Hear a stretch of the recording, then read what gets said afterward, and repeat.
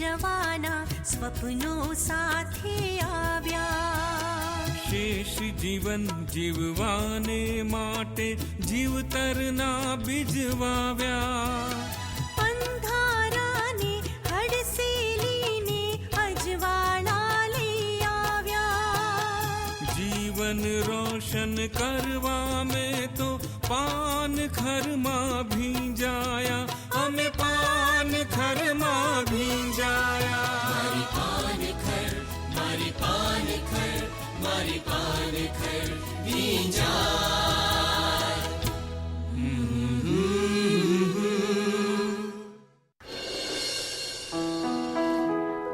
માનવ જીવનની ઢળતી સાંજ એટલે ઘડપણ.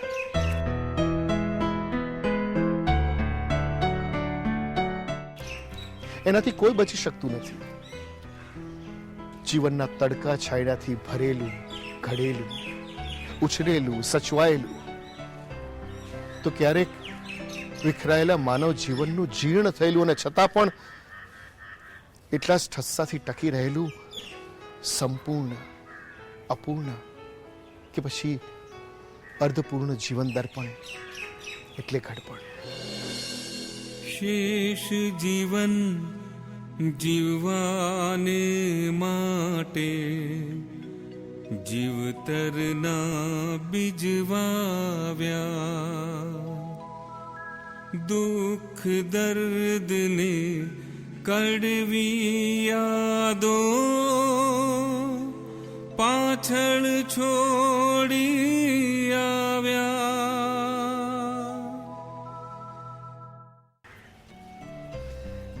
ક્યારેક સાથે બેસીને પોતે કરેલા, અનુભવેલા કે પછી બીજાના કાર્યોથી ભરેલા જીવનનો આખરી પડાવ એટલે ઘડપણ. જીવનનો આ છેલ્લો પડાવ માત્ર દુઃખ અને ગંભીરતા ભરેલો જ હોય એ વાતને સાવ ખોટી સાબિત કરે છે આ ઘરના લોકો, એમની ઈચ્છા અને દરેક પ્રસંગને માણવાની રીત. પહેલી દ્રષ્ટિએ તમને આ વૃદ્ધાશ્રમ કે ઘરડા ઘર લાગતું હશે, પણ એવું નથી.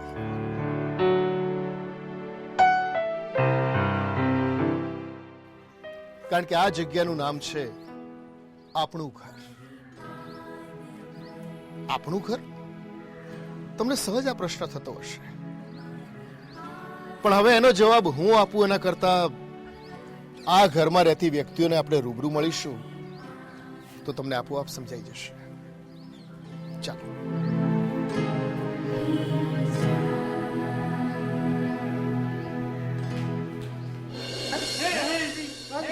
બાથરૂમમાં અઠવાડિયાથી પાણી ટપકા છે ને નહીં આવડતું. અરે મારા ભાઈ, મારી ભૂલ થઈ ગઈ, મને માફ કરી દો. ના, પેલા એક કામ કર, 50 વાળું ઉઠક બેઠક કર. સુખા, આપણે એક કામ કરીએ, ઓને છે ને અંગૂઠા પકડાઈએ.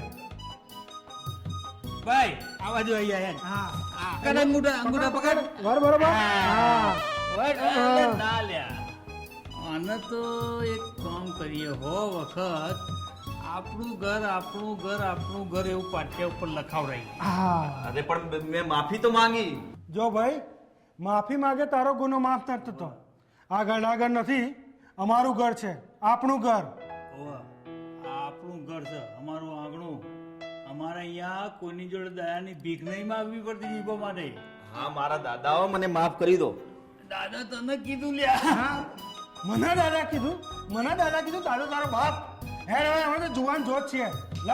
લખવામાં હેડ. લે આ ચોકડીઓ.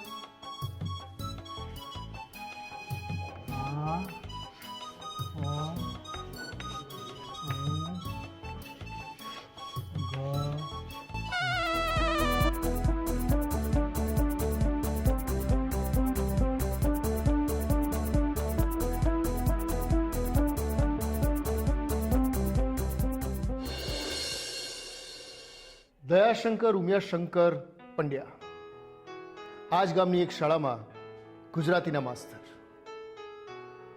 સુખદેવ ભલારામ ચૌધરી આજ ગામની આજ શાળાના ગણિતના માસ્તર. આમ તો બંને અલગ અલગ વ્યક્તિ છે, પણ એમ કહી શકાય કે બંને એક જ છે. દો જિસ્મ એક જાન. બંને જીગરજાન મિત્રો, બાળપણના લંગોટિયા મિત્રો કહી શકાય. ત્યાં સુધી કે ભગવાને બંનેની કુંડળી પણ જોડખી બનાવી છે. બંને આ જ ગામમાં મોટા થયા, સાથે ભણ્યા, સાથે એક જ શાળામાં શિક્ષકની નોકરી કરી. બંનેની પત્ની એક સાથે જ સ્વર્ગે સિધાવી, અને છતાં આજે આ બંને અહીંયા સાથે છે. અને એમને એવું માનવું છે કે અમે હંમેશા સાથે જ રહીશું.